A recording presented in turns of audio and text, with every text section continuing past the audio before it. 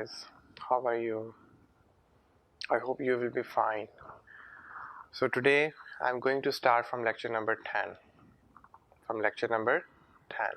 And today our topic is going to be barriers to effective communication. Okay ji? So it's still, we are at chapter number 1.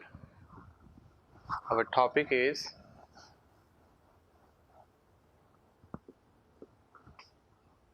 barriers to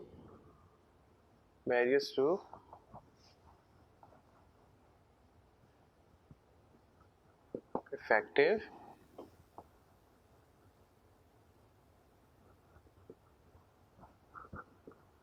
communication. ठीक है बेटा? And this topic heading is, this is a now third in chapter number 1. It's a third main topic.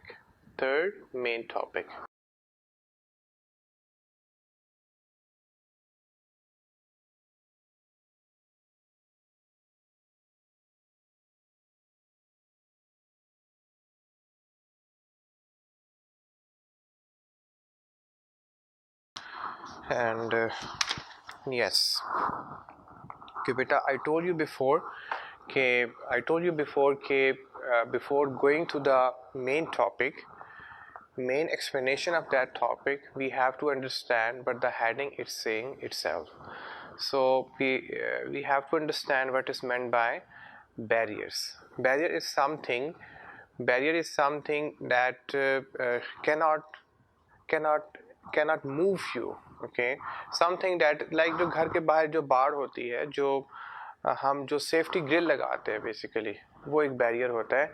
Barrier is something जो आपको stop करती है to move on. ठीक है, जो किसी चीज़ के फ्लो को रोकती है, जो किसी चीज़ को परफॉर्म करने में हिंड्रेंस क्रिएट करती है. Okay, so that is called the barriers. And barriers to effective, सिर्फ कम्युनिकेशन की बात नहीं कर रहा. अगेन आई एम सेइंग कि सिर्फ बात करना मकसद नहीं होता, या सिर्फ पढ़ना या सुनना या लिखना मकसद नहीं होता. उसका जो मकसद भी अचीव होना चाहिए, उसका पर्पस भी,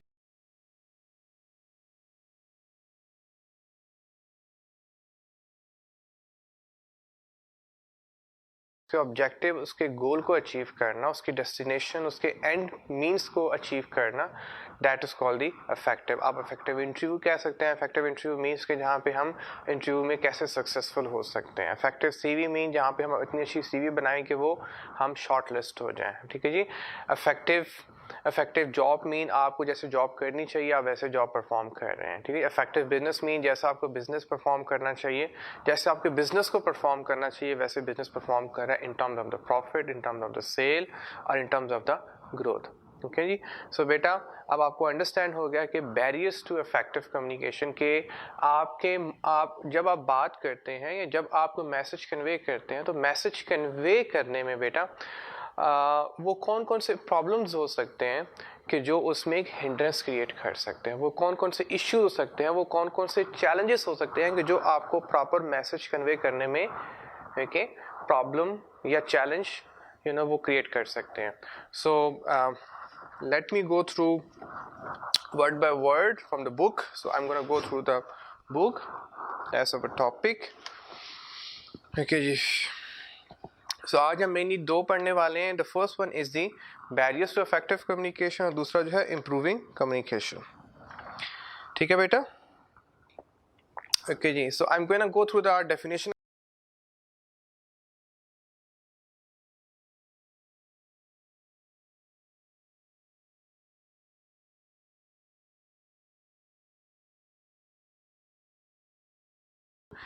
Any circumstance that prevents the message from being communicated. Any circumstance. ठीक, circumstance क्या होता है बेटा? कोई भी चीज़, ऐसी कैफियत, ऐसे हालात, ऐसी situation, okay, something like that, anything that prevents the message from being communicated as intended, by the sender to the recipient, कि जैसा सेंडर चाह रहा था, जैसे उसकी नीयत थी, जैसे उसकी विश थी, जैसे वो डिमांड कर रहा था, या डिमांड वो जैसे उसने सोचा था कि मैं इस तरह से मैसेज डिलीवर करूंगा, या जैसे रिसीवर चाह रहा था कि मैं ऐसे मैसेज रिसीव करूंगा, जिस तरह मेरी आज इंटेंशन है कि मैं आपको ये टॉपिक इजी वे में समझा सकूं, और आपकी इंटेंशन ये है कि आप इसको अंडरस्टैंड कर सकें। सो ये इंटेंशन से वर्ड निकला है इंटेंडेड का, कि जिसमें आपकी एक ख्वाहिश होती है कि वो काम आपके मुताबिक परफॉर्म हो जाए, ओके, आपकी मर्जी के मुताबिक परफॉर्म हो जाए। जब वो कम्युनिकेशन आपके मुताबिक परफॉर्म नहीं हो पा रही होती, उसमें कुछ हम पहले पढ़ चुके हैं कि उसमें हम नॉइस का बड़ा इसमें इम्पॉर्टेंट रोल है, कि कुछ एक्सटर्नल फैक्टर्स होते हैं और कुछ इंटरनल फैक्टर्स होते हैं। मोर और less things are gonna be same, things are gonna be repeated. अच्छा, एक इंटरेस्टिंग आपको बात बताऊं कि जो थ्योरी में ना, अच्छा इस बुक में वो हर कॉन्सेप्ट को almost every second concept he is repeating 3 times। अब वो किसी रीजन की वजह से उसको रिपीट कर रहा है। ये ऐसा नहीं कि वो बुक को एक्सपैंड करने के लिए जो है ना, वो 300 पेजेस बनाने के लिए ICAP जो है ना उसको रिपीट कर रहा है। ह्यूमन साइकोलॉजी है, आपकी नफ्सियात है कि आप थ्योरी को एक दफ़ा सुन के तो आप कहते हैं मुझे समझ में आ गया, लेकिन अगर उसको दोबारा रिपीट ना किया जाए, अगर उस कॉन्सेप्ट को दोबारा एक्सप्लेन ना किया जाए, तो समहाउ आप उसको बड़ा जल्दी भूल जाते हैं। सो वो 2-3 दफ़ा आपको ICAP रिपीट करवा रहा है ताकि वो आपके जहन नशीन हो जाए, so you understand in a long run में वो आपको चीज़ें याद रहें। So I hope you understood the definition of barriers to communication. Now moving further, there are many reasons why the message that a sender sends in the message not the receiver receives and interprets। ठीक है, कई ऐसी reasons होती हैं कि कई ऐसी वजूहात होती हैं कि जो that a sender send is not the message that the receiver receives and कि जिस तरह सेंडर मैसेज को फॉरवर्ड करता है, जिस तरह सेंडर की इंटेंशन होती है मैसेज को डिलीवर करने की, उस तरह से रिसीवर या तो उसको अंडरस्टैंड नहीं कर पाता, या उसको सबसे पहले उसको ग्रैब नहीं कर पाता, सबसे पहले उसको रिसीव नहीं कर पाता, अगर रिसीव कर लिया तो उसको फिर ऐसे अंडरस्टैंड नहीं कर पाता। Sometimes yes, if he understands तो वो फिर, या अल्टीमेटली ये भी हो सकता है कि वो उसको किसी और तरह से इंटरप्रेट कर गया, अपने हिसाब से उसको किसी और तरह से उसने इंटरप्रेट कर लिया। सो वो अब यहाँ पे डिफरेंट फैक्टर्स एक्सप्लेन कर रहा है किस वजह से ऐसा होता है कि जो सेंडर जिस इंटेंशन के साथ, जिस नीयत के साथ वो मैसेज फॉरवर्ड कर रहा होता है, उस इंटेंशन के साथ रिसीवर उसको अंडरस्टैंड या उसको रिसीव या उसको इंटरप्रेट नहीं कर पाता। सो बैरियर्स माइट इंक्लूड, हम इसको one by one go through करेंगे एवरी बुलेट पॉइंट को। Issues in the relationship between the sender and receiver that will lead to bias. ठीक है जी, तो अगर पहला पॉइंट ये कह रहा है कि किसी के साथ बात करने के लिए, किसी के साथ कम्युनिकेशन करने के लिए, तो first thing that you require a good relationship. आपके साथ अगर आपका किसी के साथ relation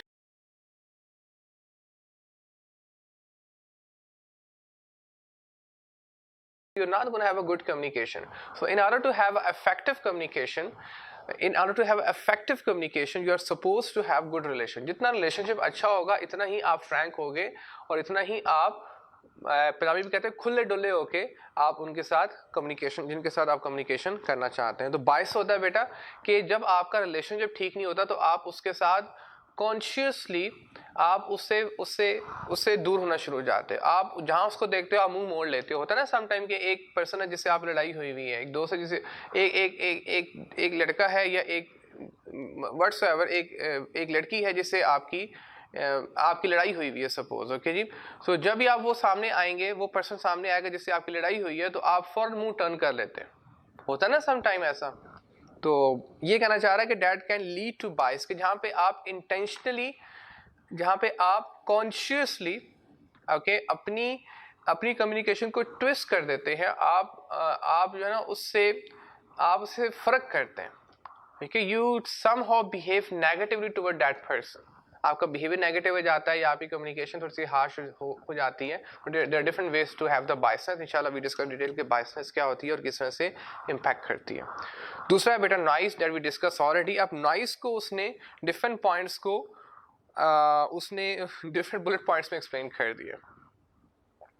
so first is physical interference that damage the message as it was being communicated. ठीक है जी, फिजिकल इंटरफेरेंस, वही फिजिकल नॉइस की बात कर रहा है। आप अगर प्रीवियस टॉपिक में बेटा चलें जाए नॉइस के टॉपिक में, तो हमने जो फिजिकल नॉइस पढ़ा उसी को रिपीट कर रहा है कि फिजिकल इंटरफेरेंस ऐसी इंटरफेरेंस की जिसमें आप भी कुछ नहीं कर सकते। जिस तरह कोरोना की है, जिस तरह से लाइट चली जाती है, जिस तरह से हड़ताल हो जाती है, जिस तरह से गवर्नमेंट टैक्सेस बढ़ा देती है, या बारिश हो जाती है, या ज़्यादा गर्मी हो जाती है, ज़्यादा सर्दी हो जाती है, तो ये दीज आर द फैक्टर्स के जिन पे आप you don't have any particular, you can't exercise control on these factors. So if you can't exercise control on these factors, so this is called the physical interference, and somehow they are the external factors.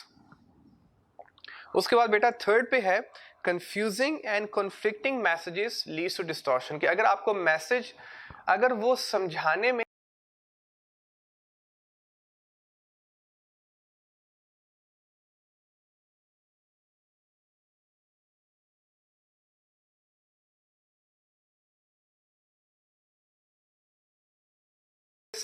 वो आपको उस तरह नहीं समझा पा रहा जिस तरह से आपको समझाना चाहिए, या आपके लेवल पे आके नहीं समझा रहा, तो फिर वो आप उसको अपने हिसाब से जब अंडरस्टैंड करेंगे और स्पीकर अपने हिसाब से बात कर रहा है, सेंडर अपने हिसाब से उसको डिलीवर कर रहा है, तो फिर सेंडर किसी और कॉन्टेक्स्ट में बात कर रहा होगा और रिसीवर किसी और कॉन्टेक्स्ट में बात कर रहा होगा।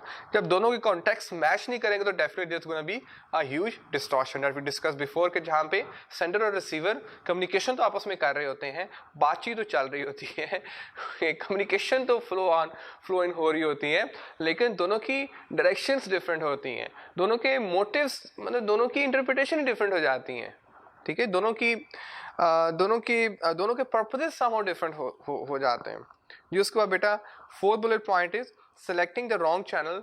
अब आपको पहले बताया था कि let me go through first. For example, trying to explain a complicated concept with words when a diagram and logical written explanation would be more effective. ठीक है जी, अब जो अच्छे कम्युनिकेटर्स होते हैं उनको पता होता है कि किस मौके पे कौन से मीडियम का इंतखाब करना है या कौन से चैनल को किस तरह से फॉरवर्ड करना है। ठीक है जी, अब जिस तरह से sometimes you are suppose to have face to face conversation. देखिए जी, अब जिस तरह से अगर आपका किसी के साथ रिलेशनशिप खराब हो गया तो आप उसको आप एसएमएस के थ्रू कम्युनिकेशन नहीं कर सकते। अगर आप उस रिलेशनशिप को रिवाइव करना चाहते हैं, वो चाहते हैं कि वो दोबारा से रीबिल्ड हो जाए, so you are suppose to meet with that person, excuse that person and have a mutual consultation, and thereafter you gonna develop a good relationship. तो ये कहना चाह रहा है कि कुछ मौके पे आपको ईमेल का इस्तेमाल करना है, आपको पता होना चाहिए किस मौके पे आपने ईमेल का इस्तेमाल करना है, किस मौके पे आपने एसएमएस को यूज़ करना है, किस मौके पे आपने ट्विटर का इस्तेमाल करना है, किस मौके पे आपने किस लेटर लिखना है, किस मौके पे आपने रिपोर्ट को यूज़ करना है, किस मौके पे आपने टेलीफोन करना है, किस मौके पे आपने वीडियो कॉन्फ्रेंस करनी है, किस मौके पे आपने इलेक्ट्रॉनिक बुलेटिन बोर्ड के थ्रू इंफॉर्मेशन कन्वे करनी है। So there are different means through which you can communicate, and being a good communicator you are supposed to know, you must know at what time and with what person you're going to have which sort of medium in order to communicate.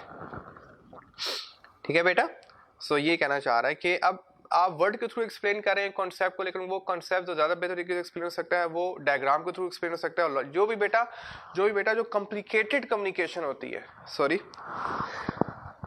जो भी complicated communication होती है, जो भी tough communication होती है, जो difficult to understand होती है, वो डायग्राम के थ्रू समझाई जाती है, वो पिक्चर्स के थ्रू समझाई जाती है, वो वीडियो के थ्रू समझाई जाती है। और जो आसान होती है वो हम बोल के समझा देते हैं। जिस तरह से ये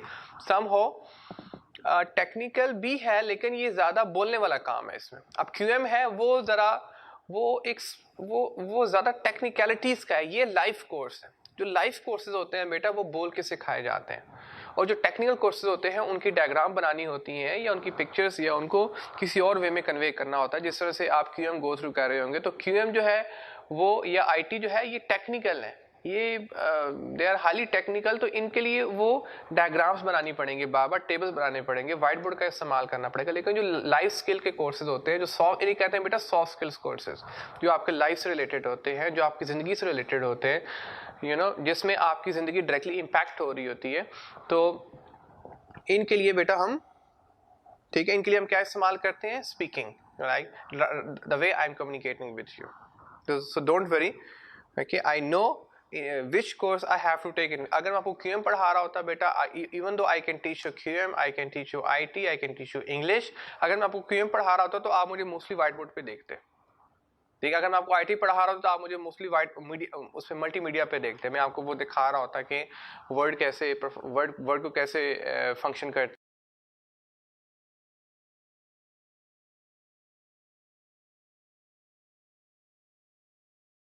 करते हैं, ठीक है। मैं इंग्लिश पढ़ा रहा होता तो वो थोड़ा मैं सेंटेंसेस, डेफिनेट टेंसेस आपको मैं उस तरह से लेके चल रहा होता, व्हाइट बोर्ड पे आपको समझा रहा होता। लेकिन this course is purely like a elaborative sort of speech sort of presentation sort of, ठीक है बेटा। तो उसके बाद बेटा नेक्स्ट जो है वो है suffering interruption and distraction during transmission of a message. अब इंटरप्शन मतलब आप कम्युनिकेशन कर रहे हैं और एक पर्सन जैसे I am talking with you person और अभी कोई दरवाज़ा खोलता है तो इंटरप्शन होगी। जब इंटरप्शन होती है तो फिर डिस्ट्रैक्शन होती है, देन योर माइंड शिफ्टेड, ठीक है जी। तो पहले इंटरप्शन होती है, इंटरप्शन आपकी मर्जी के मुताबिक कोई और करता है और डिस्ट्रैक्शन पर आप कर जाते हो। सो इंटरप्शन दूसरे का फैक्टर है जो आपकी मर्जी के बगैर इंटरफेयर कर जाता है, और जब इंटरप्शन होती है तो फिर ultimately your mind diverts from where you were और where you are currently, so वो फिर डिस्ट्रैक्शन में चला जाता है। Then receiver doesn't provide the feedback. अब आपको मैं सुनाई जा रहा हूँ, अब आपको मैं पढ़ाई जा रहा हूँ, आपका कोई फीडबैक ही नहीं आ रहा, ठीक है, हाउ यू आर अंडरस्टैंडिंग। तो I will not have a good clue what is happening, what is happening, how much you are understanding. If you are going to face to face, I knew every day how much you are understanding.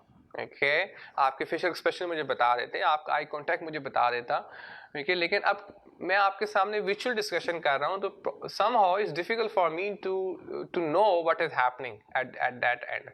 So this is somehow it's not a very effective communication as compared to the face-to-face communication. ठीक है, वो sender के लिए ज़रा आसान होता है कि वो ऑडियंस के जेस्चर्स को देख के, उनके एक्सप्रेशन को देख के अपनी बात को, अपनी एग्जाम्पल को वो चेंज करता रहता है, ठीक है। लेकिन यहाँ पे जैसे मैं चल रहा हूँ वो मुझे वैसे ही उसको लेके चलना पड़ेगा, ठीक है। उसके बाद बेटा lack of information, for example contextual information that is critical to understand how to interpret a message, ठीक है। अब लैक ऑफ इंफॉर्मेशन ये दोनों एंड पे हो सकती है, मेरे एंड पे भी हो सकती है और आपके एंड पे भी हो सकती है बेटा। सपोज मैं आपको समझा रहा हूँ और मेरे पास खुद ही उसका नॉलेज ना हो, मैं खुद ही आपको एग्जांपल प्रॉपर कोड ना कर सकता हूँ, मैं खुद ही उसको सही पढ़ ना सकता हूँ, मेरे खुद ही कॉन्सेप्ट्स क्लियर ना हो। सो लैक ऑफ इंफॉर्मेशन ये मेरे एंड पे भी हो सकती है और लैक ऑफ इंफॉर्मेशन आपके एंड पे भी हो सकती है कि आपको मेरा लेक्चर अंडरस्टैंड करने के लिए जो आपको लेवल रिक्वायर्ड था, जो आपको पीछे से बैकग्राउंड रिक्वायर्ड था, जो क्रेडेंशियल्स आपको रिक्वायर्ड थे, वही आपके स्ट्रॉन्ग नहीं है।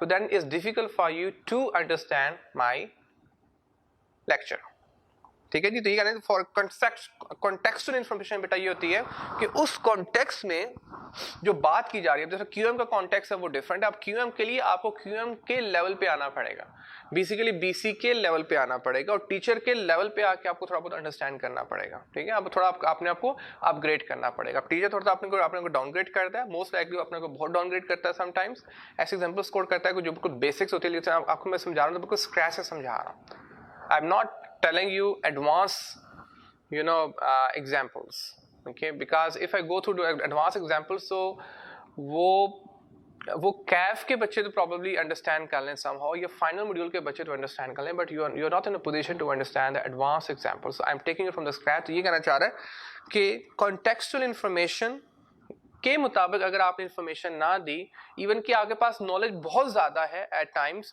और अगर आपने कॉन्टेक्स्ट के मुताबिक अपने आप को डाउन भी नहीं किया तो वो भी लैक ऑफ इंफॉर्मेशन में कंसिडर होगा। इंटरेस्टिंगली हम समझते हैं कि ज़्यादा इंफॉर्मेशन का या उस ज़्यादा इंफॉर्मेशन का ना होना इसको तो lack of information. It happens at times कि यू हैव मोर इंफॉर्मेशन और आप जो ऑडियंस है उनका वो लेवल नहीं है, तो आप अगर उनके मुताबिक भी इंफॉर्मेशन कन्वे नहीं कर सके तो आपको उस लेवल की इंफॉर्मेशन का नहीं पता था, तो that's a lack of information. That is very interesting. उसके बाद बेटा फॉल्टी सिस्टम। अब बेटा ये फिजिकल सिस्टम्स होते हैं, जिस तरह से अभी आपके सामने मैं बात कर रहा हूँ, अगर कैमरे में कोई प्रॉब्लम आ जाए या आप जिस इंटरनेट गो थ्रू आपका जो इंटरनेट है उसमें प्रॉब्लम आ जाए या लाइट चली जाए, ये जो फिजिकल प्रॉब्लम्स हैं ये ऐसे प्रॉब्लम्स हैं फॉल्टी सिस्टम के, जो टेक्नोलॉजी आपको हेल्प आउट कर रही है।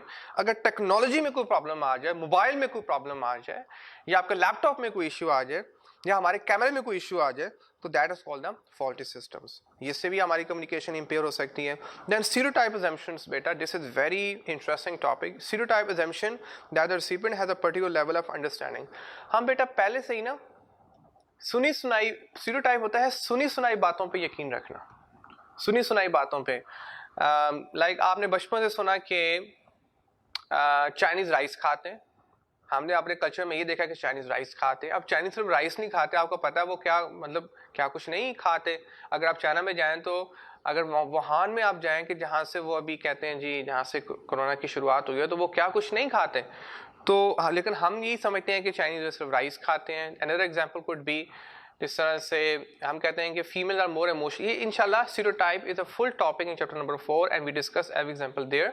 और स्टीरियोटाइप में बेटा ये होता है कि हम सुनी सुनाई अपना एक्सपीरियंस गेन नहीं करते, सुनी सुनाई बातों को पे हम यकीन कर लेते हैं और जब उन पे यकीन कर ले उसके मुताबिक हम कम्युनिकेशन करना शुरू कर देते हैं। सपोज आपको बचपन से आपने ये सुना जी मलक ऐसे होते हैं, जट ऐसे होते हैं, चौधरी ऐसे होते हैं, शेख ऐसे होते हैं, सुन्नी ऐसे होते हैं, वहाबी ऐसे होते हैं, शिया ऐसे होते हैं, क्रिश्चियन ऐसे होते हैं, ओके, तो पाकिस्तानी ऐसे होते हैं जी, लाहौरी ऐसे होते हैं, बलोची ऐसे होते हैं, पठान ऐसे होते हैं। तो ये आपने खुद एक्सपीरियंस प्रॉब्ली ना किया हो, लेकिन अब आप अमेरिकन ऐसे हैं, यूके वाले ऐसे हैं, इंडियन, अब आपने खुद एक्सपीरियंस तो नहीं किया लेकिन आपको जैसे मीडिया ने बताया, ठीक है जी।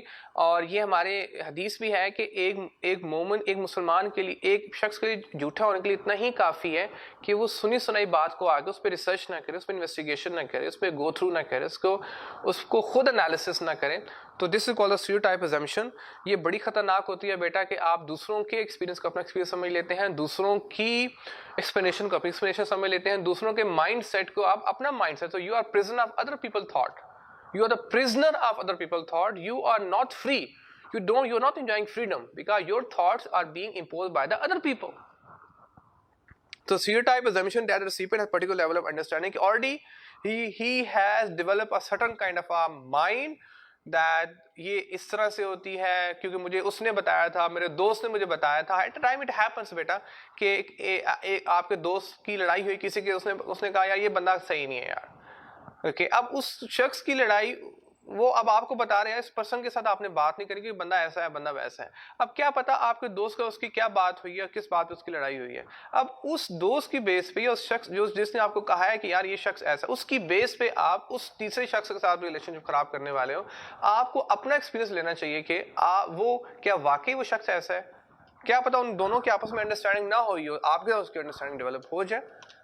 लेकिन ये हमारे कल्चर में बहुत ज़्यादा है जी कि हम रिलेशनशिप डेवलप करते हैं या जो हम कम्युनिकेशन करते हैं वो हम स्टीरियोटाइप की बेस पे मोस्ट लाइकली कर रहे होते हैं जी। आगे next bullet point is use of technical jargon or complicated language. ठीक है जी, use of technical jargon or, yes, हम वो सेमेंटिक नॉइस के साथ लिख लो सेमेंटिक नॉइस, इसके साथ बेटा लिख लो सेमेंटिक नॉइस। तो या हम हम ऐसे टेक्निकल वर्ड्स का इस्तेमाल कर रहे हैं, ऐसे स्पेशलाइज्ड वर्ड्स का इस्तेमाल कर रहे हैं जो आपकी फील्ड में स्पेशलाइज्ड तो हैं लेकिन जनरल लाइफ में वो एप्लीकेबल नहीं है। तो हम जनरल लाइफ में जब वो वर्ड्स का इस्तेमाल करना शुरू कर देते हैं तो फिर कम्युनिकेशन में डेफिनेटली प्रॉब्लम है। जैसे डॉक्टर जब डॉक्टर से बात करेगा, चार्टर्ड अकाउंटेंट से बात करेगा, तो yes you can go through as many technical words as you can, but if you are talking with the general public, if you're talking with a customer, if you're talking with the family member, you're not supposed to use technical and jargon words. If you start using those technical and jargon words with the general people who are not so much aware of those technical jargon words, then definitely this communication will not have an effective communication. Then the next bullet point is poor listening skills of the receiver. जी बेटा, ये आपके and की बात है कि आपके पास वो skill ही नहीं है उसको अंडरस्टैंड कर। Suppose I am teaching you, yes I am delivering you the lecture and you don't have the capability to understand my lecture. आपका वो बेटा अभी वो लेवल ही डेवलप नहीं हुआ। आपकी एफएससी में, आपके जो भी आपका प्रीवियस बैकग्राउंड है उसमें आपको इतनी अभी आप if you not groom enough to understand my words which are basic words, okay, so then it means that you have poor listening skill. Yeah, at time it happened that you are not a good listener. आप ज़्यादा देर focus नहीं कर सकते। आप 5-10 minute देखते हैं। आजकल बड़ी प्रॉब्लम है कि ड्यू टू टेक्नोलॉजी हम थोड़ी देर के लिए कुछ चीज़ पे फोकस करते हैं, फिर साथ ही मोबाइल याद आ जाता है, फिर साथ ही टीवी गो थ्रू करना शुरू कर देते हैं, फिर साथ ही उठ जाते हैं। इस जनरेशन में जितना जितनी लिसनिंग, जितना फोकस का फुकदान है, इससे पहले ह्यूमैनिटी ने इतना फुकदान नहीं देखा बिकॉज ऑफ द टेक्नोलॉजी। जहाँ पे टेक्नोलॉजी के बेनिफिट्स हैं वहाँ उसके ड्रॉबैक्स भी हैं। सो लैक ऑफ अटेंशन, आप अटेंशन नहीं दे पा रहे हो, फोकस नहीं कर पा रहे हो। एबिलिटी टू एब्जॉर्ब, आप फोकस तो कर पा रहे हो लेकिन आपका माइंड उसको एब्जॉर्ब नहीं कर पा रहा, वो बेचारा, उसकी कैपेसिटी नहीं है इतनी ज़्यादा। वो शुरू में तो उसको कर जाता है लेकिन आफ्टर सम टाइम वो उसको एब्जॉर्ब नहीं कर पाता। इंफॉर्मेशन और perceptual selection, in simple terms selective hearing, that is hearing only what they want to hear. ठीक है जी, ओके जी।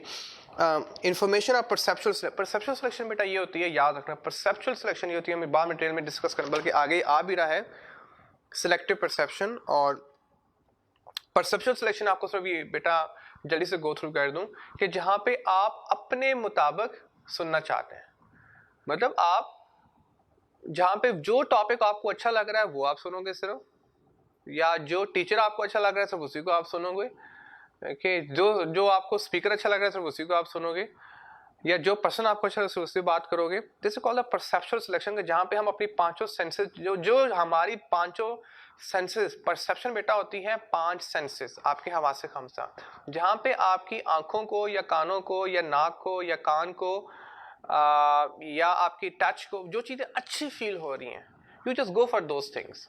देखिए, और वो हर वो चीज को जो आपको अच्छा फील नहीं कराती, आप उसके साथ कम्युनिकेशन नहीं करते या उसको गो थ्रू नहीं करते। तो सिलेक्टिव परसेप्चुअल सिलेक्शन ये होता है कि जहाँ पे आप प्रेजेंट होते हैं अपनी हवासे खमसा के 5 सेंसेस के।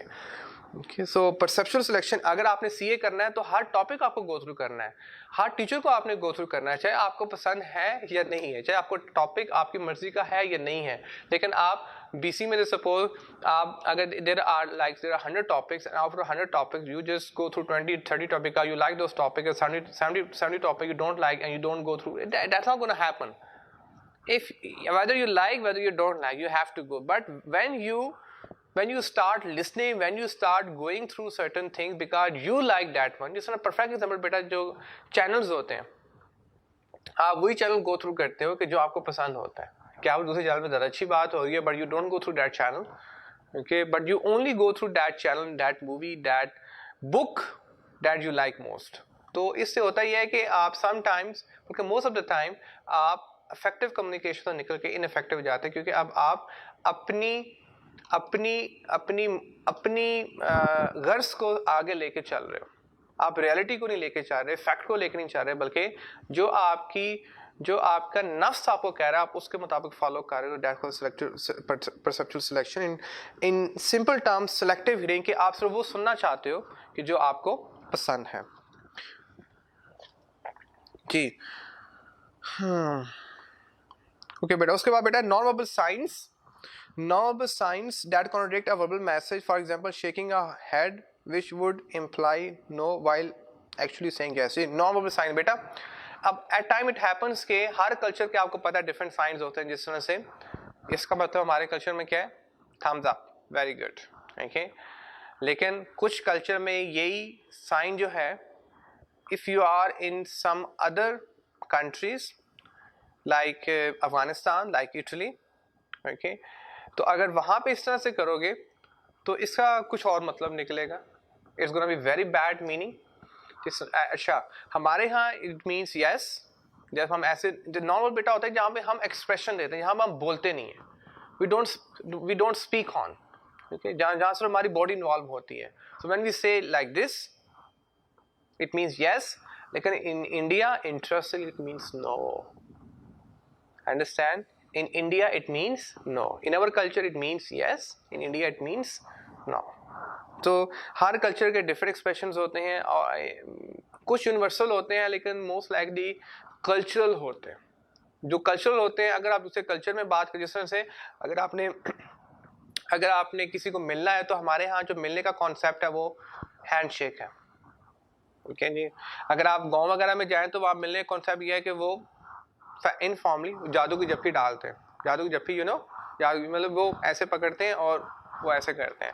अच्छा, अगर आप यूरोप वगैरह में जाएं तो वहाँ पे ऐसे हाथ मिलाने का कॉन्सेप्ट, वहाँ दूर से हाय बोलते हैं, ओके जी। और हाँ, अगर आप मतलब इंडिया वगैरह में है या चाइना में है तो आपको पता है वहाँ पे नमस्ते, कैसे? ओके, सो वो मतलब हर कल्चर में सेम मैसेज का मतलब सेम मैसेज मतलब हमारे यहाँ मतलब जब आप किसी के साथ मिलते हैं तो हमारे यहाँ सलाम है, लेकिन वही अगर आप इंडिया में हो या चाइना में या जापान में हो तो वो इस तरह से बो डाउन करते हैं, ठीक है? तो वही हर कल्चर में डिफरेंट एक्सप्रेशन होते हैं। तो ये जब हम उनको मिस इंटरप्रेट कर जाते हैं, जब उनको हम अपने कल्चर से मैच कर रहे होते हैं, तो समहाउ हमारे कल्चर में वो चीज़ बिल्कुल ऑपोजिटली जाती है, या उनके कल्चर में वो चीज़ बिल्कुल ऑपोजिट। जिस तरह से अब फीमेल्स वगैरह जो अबाया लेती हैं, जो मतलब उर्दू में क्या बोलते हैं, नकाब करना, यस, ओके, जो अबाया लेती हैं, ओके, सो अच्छा, हमारे कल्चर में it's appreciated, it's very good, it's sign of a piousness, but if you are if you see in European countries, so that's absolutely an opposite sign. और जो वहाँ पे लीगल है यहाँ पे इलीगल है, मतलब ये कल्चरल डिफरेंसेस होते हैं बेटा। ये कहना चाह रहा है कि जब आप अपने कल्चर के साथ उनके जेस्चर्स को मैच कर जाते हो, उनकी बॉडी लैंग्वेज को मैच कर जाते हो, definitely this is gonna be a problem, in contradiction हो जाएगी, कॉन्फ्लिक्ट हो जाएगा। इंफॉर्मेशन ओवरलोड बेटा, आजकल आपको इतनी इंफॉर्मेशन मिल रही है, मतलब आपके माइंड की भी एक लिमिट है यार, कैपेसिटी है उसको इंफॉर्मेशन प्रोसेस। आपका अगर जैसा सीपीयू है कंप्यूटर का, वो 24 घंटे नहीं चल सकता। अगर लैपटॉप है तो 24 घंटे नहीं, मतलब वो मतलब वो उसकी बैटरी वो जल्दी डेड हो जाएगी या वो वार्म अप हो जाएगा। You have to give rest. The same happens with the human brain, you have to give it rest. हम इसको रेस्ट तो दे नहीं पा रहे हैं। अब लेक्चर ले रहे हो, लेक्चर के बाद फिर आप फेसबुक यूज करना शुरू कर रहे हो, you think that it's a entertainment activity, it's not entertainment, it's a informative, you get new information. फिर आप टीवी देखेंगे, you get more information, then you use the WhatsApp, you get more information, then you use other medium, then you go to friends, they give you more information. तो information आपको मिल रही है। जब information आपको मिल रही है, तो जब इतनी ज़्यादा इन्फॉर्मेशन होती है, तो जो इफेक्टिव इन्फॉर्मेशन होती है वो डिल्यूट हो जाती है। ये कहना चाह रहा है कि आप लिमिटेड इंफॉर्मेशन लो, लेकिन अच्छी इंफॉर्मेशन लो, एक पॉइंट पे फोकस करो। हर इंफॉर्मेशन इंपॉर्टेंट। अभी आपके लिए religious information is too much, religious information also not very important, too much political information is not very important, too much corona information also not very important. अभी जो सबसे ज्यादा important information है वो आपके लिए वो बीसी की इन्फॉर्मेशन है, वो क्यूएम की इन्फॉर्मेशन है, वो आईटी की इन्फॉर्मेशन है, वो फंक्शनल इंग्लिश की इन्फॉर्मेशन है। You are to give maximum focus upon this communication. जितना आपका माइंड स्कैटर्ड होगा, जितना आप डिफरेंट कम्युनिकेशन पे फोकस कर रहे होगे, इतना ही यू गेट मोर प्रॉब्लम्स। ठीक है जी, ये कहना चाह रहा है। अब let me go through. So this can become a huge issue, particularly when email where a recipient is so swamped with a volume of message that they are simply unable to read, interpret and act on all the communication received। ठीक है जी। अब most of the time business में होता है जी, हर बात email के through की जा रही होती है, और डेली बेसिस पे आपको हंड्रेड्स के हिसाब से एट टाइम्स ईमेल आ रही होती है। जब आपको इतनी ईमेल्स आएंगी तो आप अपना काम ही परफॉर्म करना है, आपने कुछ और भी करना है, आपने सिर्फ ईमेल्स को गो थ्रू नहीं करनी। तो आप मोस्ट लाइकली जो इंपॉर्टेंट ईमेल्स होते हैं उनको भी स्किप कर जाते हो। तो it happens in the organization. बेटा उसके बाद differences in education or social background leading to cultural differences and varying interpretation of the same message. ठीक है जी। अब हर शख्स का एजुकेशन बैकग्राउंड डिफरेंट है, हर एक का सोशल बैकग्राउंड डिफरेंट है, हर एक का कल्चरल बैकग्राउंड डिफरेंट है, और इस बेस पे आप डिफरेंट इंटरप्रिटेशंस करते हो, डिफरेंट तरह से उसी मैसेज को अंडरस्टैंड करते हो। जिस तरह से अब अगर मेरे लेक्चर को 100 लोग गो थ्रू कर रहे हैं, 100 स्टूडेंट्स गो थ्रू कर रहे हैं, 100 स्टूडेंट्स गॉट डिफरेंट बैकग्राउंड। आपके बैकग्राउंड डिफरेंट है, डिफरेंट शहर हैं, डिफरेंट फैमिलीज हैं, डिफरेंट कल्चर्स हैं। सो हम जो मैसेज अंडरस्टैंड करते हैं, खुदारा एक इंटरेस्टिंग बात बताऊं, हम जो कम्युनिकेशन में मैसेज को अंडरस्टैंड करते हैं या उसको अपने हिसाब से इंटरप्रेट करते हैं, तो कभी भी हम सेंडर के हिसाब से नहीं करते, बल्कि जैसा हमारा बैकग्राउंड होता है, जैसे हमारा जिस कल्चर में हम पले पड़े होते हैं, जैसी हमारी तरबियत होती है, जैसे हमें पेरेंट्स मिले होते हैं, जिस मोहल्ले में हम रहे होते हैं, जिन दोस्तों में हम रहे होते हैं, उसके मुताबिक हम इंटरप्रिटेशन कर रहे होते हैं। So that is very interesting कि हम जो कम्युनिकेशन आप समझ रहे हो कि आप मेरे मुताबिक अंडरस्टैंड कर रहे हो, आप मेरे मुताबिक मैसेज को अंडरस्टैंड नहीं कर रहे हो, बल्कि आप अपने मुताबिक अंडरस्टैंड कर रहे हो। और अपने मुताबिक यह है कि आपको बचपन से जैसा सिखाया गया या जिस माहौल में आप रहे या जैसे आपको टीचर्स मिले या जैसे आपको कॉलेज या स्कूल मिला या जैसे आपको फ्रेंड्स मिले या जैसे आपको सोसाइटी जैसी कम्युनिटी मिली, जिस सिचुएशन में आप मोस्ट ऑफ द टाइम रहे, अगर आपका घरेलू इन्वायरमेंट ज़्यादा रिलीजियस था तो आपने उसको रिलीजियस पर्सपेक्टिव में अंडरस्टैंड करना है। अगर आपका घर का माहौल ज़्यादा पॉलिटिकल इन्फ्लुएंस था तो आपने ज़्यादा उसको अंडरस्टैंड करना है, वो पॉलिटिकल पॉइंट ऑफ व्यू से करना है। अगर आपके घर में ज़्यादा बिजनेस की बातें होती है तो आपने हर बात को बिजनेस पॉइंट ऑफ व्यू से अंडरस्टैंड करना है।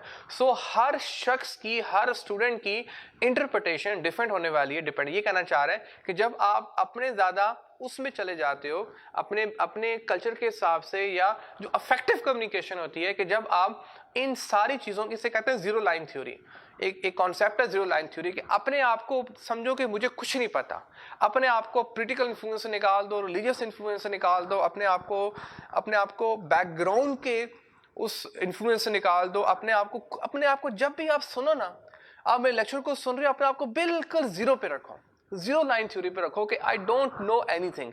When you say I know anything means you are bringing your background influence in this listening. तो आप मिलावट करने वाले हो, तो तभी आपकी लिसनिंग अच्छी नहीं होती, तभी आप एक अच्छे इफेक्टिव कम्युनिकेटर नहीं बनते। क्योंकि आप जब भी किसी की बात सुनते हैं तो आप उसकी बात पे कम ध्यान दे रहे होते हैं और अपने बैकग्राउंड पे कि जो आपके साथ बीत रही होती है, बीत चुकी होती है, उसको भी में ज्यादा इन्वॉल्व कर रहे होते हैं। So that is a real problem.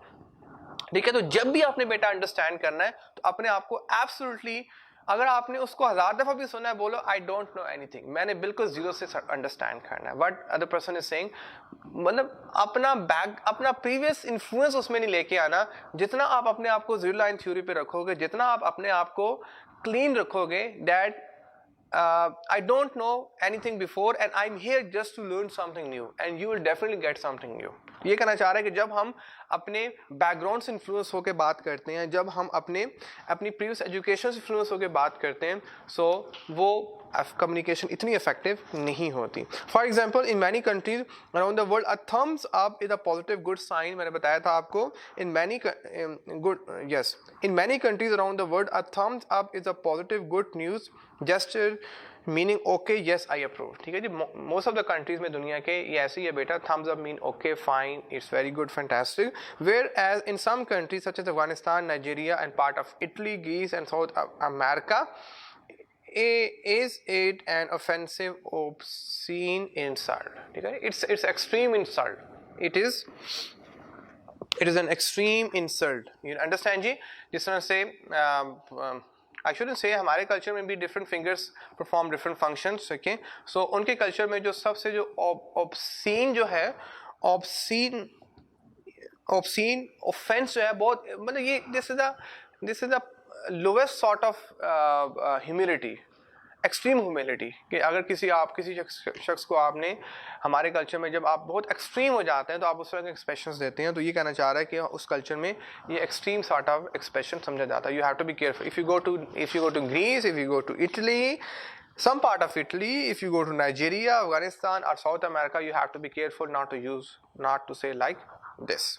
Okay ji, next is sender and receiver speak different languages. Agar suppose if I start speaking with you in Pashto or in Punjabi somehow you can understand, but not all of you. Okay, if I start speaking with you in Turkish or in Arabic, language that I know, so it's difficult for you to understand.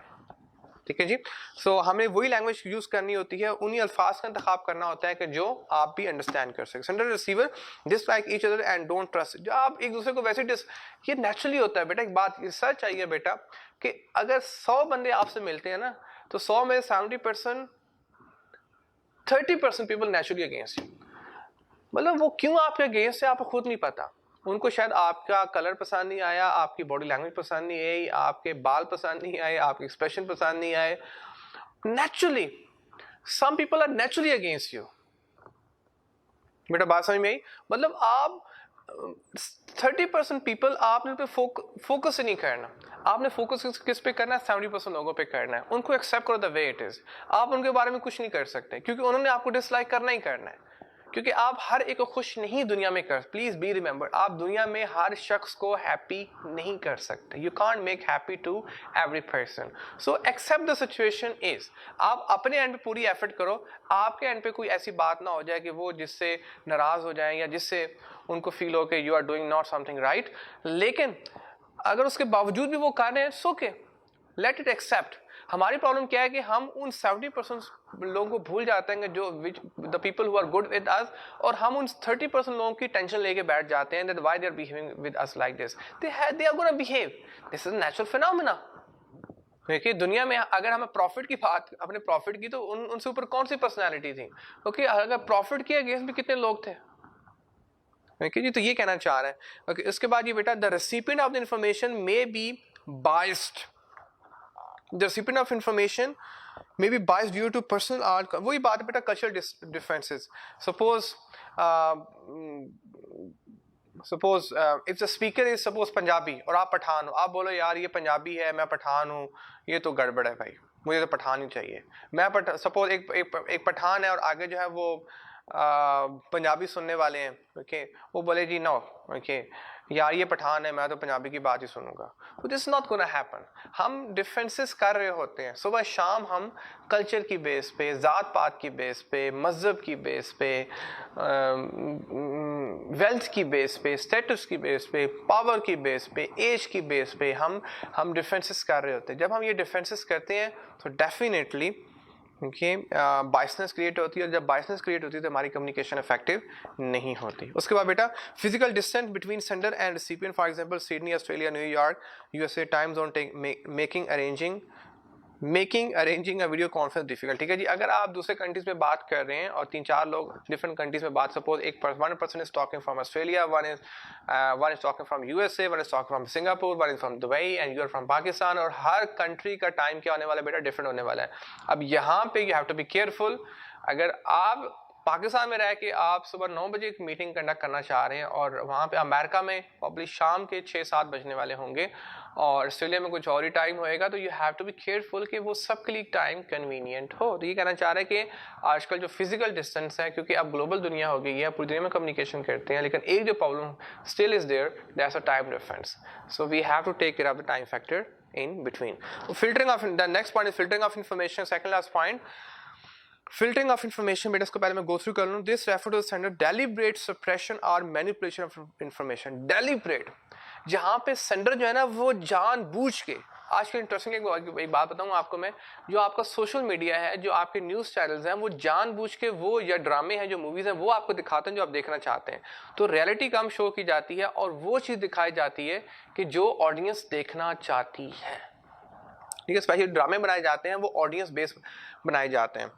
This refer to the senders deliberate, कि जानबूझ के वो असल information को, असल हकायक को, असल facts और फिगर को वो सप्रेस कर देता है और उनको चेंज कर देता है of information, so that it may be seen in more favourable perspective by the receiver, ताकि रिसीवर उसको अच्छा समझे। अब मैं आपको रियलिटी ना बताऊं, मैं आपसे वो बात करूं जो आपको अच्छी लगती हो, तो डेफिनेटली मैं अपने साथ भी ऑनेस्ट नहीं हूं और आपके साथ भी ऑनेस्ट नहीं हूं। अपने साथ और आपके साथ ऑनेस्ट होने का मतलब ये है कि मैं आपको वो बताऊं कि जो ट्रुथ है, जो रियलिटी है, जो यूनिवर्सल लॉ है, चाहे आपको अच्छा लगे या ना लगे, और मुझे भी उसके मुताबिक बिहेव करना है। लेकिन हम मोस्ट ऑफ टाइम कम्युनिकेशन वो मोस्ट लाइकली, अब ऐसे बताऊं कि अगर आप बॉस से बात करें तो आप वो बात करने वाले हैं कि जो बॉस को अच्छी लगेगी। ठीक है, अब बॉस को खुश करने के लिए या पेरेंट्स खुश करने, अगर रियलिटी है वो कुछ और बता रही है, आप उसको छुपा देंगे। तो हमारे कल्चर में ये चीज़ भी काफ़ी ज़्यादा है कि हम फिल्टरिंग इंफॉर्मेशन सुबह शाम कर रहे हो, तो स्पेशल जो सोशल मीडिया है हमारा, या हमारा जो मीडिया है, जो चैनल्स वगैरह हैं, they are very expert in it, very expert. Every channel is filtering the information. उनकी पूरी एक रिसर्च टीम होती है, मार्केटिंग टीम होती है, जो रिसर्च करती है कि लोग क्या देखना चाहते हैं, क्या सुनना चाहते हैं, उसके मुताबिक वो अपने प्रोग्राम डिफाइन करते हैं। It includes concealment of information. आप असल information, असल हक़ाइक़ को छुपा देते हो by the sender, which is not considered to be in accordance with the expectations or viewpoint of the receiver. कि जो वो पॉइंट के जो रिसीवर की उसकी उम्मीद के मुताबिक या उसके पॉइंट ऑफ व्यू के जो बात अगेंस्ट हो सकती है, हम उस बात को कभी डिस्कस ही नहीं करते। ठीक है बेटा, so that is very critical point in our society, filtering of information. अब सुबह शाम filtering कर रहे होते हैं, और again I'm saying कि हमारा जो मीडिया है, they are playing a very huge role in filtering of information, and they are not portraying the real, even the international media like they are also part of, मतलब ये पूरी दुनिया में ऐसा हो रहा है बेटा कि फिल्टरिंग ऑफ इंफॉर्मेशन की जा रही है। उसको बेटा selective perception that we have touched before. Selective perception, अब थोड़ा सा आपको मतलब बता दो परसेप्शन का। बेटा परसेप्शन होती है आपकी हर वो चीज जो आप अपनी हवासे खमसा से लेते हो। हवासे खमसा बेटा क्या होता है? आपकी 5 सेंसेस जो है। अब आपको पता है आपकी 5 सेंसेस कौन सी हैं, ठीक है? आपकी आंखें हैं, आपका नाक है, आपके कान है, आपकी ज़बान है और आपका टच है। आप किसी चीज़ को टच करके you feel something is cold और इट्स हॉट। सो हम, वही बात है कि हम सिर्फ वो चीज़ देखना चाहते हैं, या हम सिर्फ वो चीज़ सुनना चाहते हैं, या वो चीज़ टेस्ट करना चाहते हैं, या वो चीज़ टच करना चाहते हैं, या वो चीज़ हम स्मेल करना चाहते हैं कि जो हमारे मुताबिक है। तो जब हम इसके मुताबिक, ये अब पहला जो पॉइंट है फिल्टर कंफर्मेशन, वो सेंडर के पर्सपेक्टिव से, और ये जो पॉइंट है ये रिसीवर के पर्सपेक्टिव से, सेलेक्टिव परसेप्शन के, जहाँ पे हम सिर्फ वो चीज़ें गो थ्रू करना चाहते हैं जो हमारी ज़ात के मुताबिक हैं। जिसमें हमें एक पंजाबी वर्ड होता है प्लेयर, मतलब पंजाबी कहते हैं चस, जिसमें आपको चस आती है या जिसमें आपको प्लेयर फील होता है, you only go for those words. This is very dangerous are those things. This describes the process by which the subconscious mind subjectively decide which stimuli relating to an object, person or event are relevant and accept only such stimuli which don't contradict the interest, experience, background and attitude of the recipient and match the individual's background, individual's viewpoint. Let me repeat again slowly and gradually. This describes the process by which the subconscious mind, जो आपका mind, जो auto mind है, वो subjectively, वो खुद ही decide कर रहा होता है which stimuli relating to an object, किस स्टिमुलाई, स्टिमुलाइट होता है बेटा जो आपकी जिंदगी में डेली बेसिस पे चीज़ें हो रही होती हैं, वो स्टिमुलस होती हैं जो आपको एक्टिवेट कर रही होती हैं कि मैंने किस पे एक्शन परफॉर्म करना है, किस को मैंने फोकस करना है, किस पे मैंने फोकस नहीं किया। आपका माइंड खुद ही एक्शन परफॉर्म कर रहा होता है। So this process, again I repeat, this describe the process by which the subconscious mind subjectively decides which stimuli relating to an object, कि उस ऑब्जेक्ट की मैंने किस चीज़ को ग्रैब करना है, किसको नहीं करना, पर्सन, उस पर्सन से मैंने मिलना या नहीं मिलना, उस इवेंट मैंने जाना है कि नहीं जाना, event relevant, and accept only such stimuli, सिर्फ हम उनको एक्सेप्ट करते हैं विच डोंट कॉन्ट्रडिक्ट, जो आपकी फेवर में होते हैं, जो आपकी ज़ात के अगेंस्ट नहीं होते, जो आपकी टेस्ट के अगेंस्ट नहीं होते, which don't contradict the interest, experience and background, जो आपके बैकग्राउंड के जो आपके बैकग्राउंड से मैच करती हैं चीज़ें, जो आपके एक्सपीरियंस से चीज़ें मैच करती हैं, जो आपके इंटरेस्ट के मुताबिक, सिर्फ आप उन्हीं को फॉलो करना चाहते हैं, और जो चीज़ें के अगेंस्ट होती हैं, जो आपके इंटरेस्ट के अगेंस्ट होती हैं, जो आपकी ज़िंदगी के एक्सपीरियंस टिल नाउ आपकी एक्सपीरियंस के अगेंस्ट होती हैं, या आपके बैकग्राउंड या आपकी पर्सनैलिटी, आपके एटीट्यूड के अगेंस्ट होती हैं, आप उन चीज़ों को गो थ्रू नहीं करते। You start disliking those things and match the individuals view point, और जो आप उन्हीं को सिर्फ गो थ्रू करना चाहते हैं जिसके साथ आपकी केमिस्ट्री मैच होती है, जिसके आपकी साइकोलॉजी मैच होती है। All other stimuli are considered irrelevant, बाकी जितने भी स्टिमुलाइज हैं जो आपकी ज़ात, जो आपकी पर्सनैलिटी के अगेंस्ट चल रहे हैं, कि जो आपकी सोचों के अगेंस्ट चल रहे हैं, जो आपकी एक्सपेक्टेशन के मुताबिक नहीं है, are considered irrelevant by the recipient and ignored and rejected by the subconscious mind. तो आप हर उस पॉइंट को क्या कर देते हो बेटा, उसको इग्नोर कर देते हो। हर वो पॉइंट कि जो आपकी पर्सनैलिटी के मुताबिक नहीं है, आपकी एक्सपेक्टेशन के मुताबिक नहीं है, उन सारे पॉइंट्स को बेटा आप क्या करते हो, इग्नोर कर देते हो। So I am done with barriers to effective communication. अब इसमें छोटा सा पॉइंट है जो हम नेक्स्ट लेक्चर में डिस्कस करने वाले हैं, इम्प्रूविंग कम्युनिकेशन। छोटा सा टॉपिक आई मस्ट से 3.2 जो हम इंशाल्लाह नेक्स्ट लेक्चर में, लेक्चर नंबर 11 में डिस्कस करेंगे। Okay, this is lecture number 10, याद रखिएगा बेटा, जिस लेक्चर में मैंने लिखा नहीं है, this is lecture number 10। Okay, so I am done, I hope you understood and gonna see you in the next lecture. Thank you very much.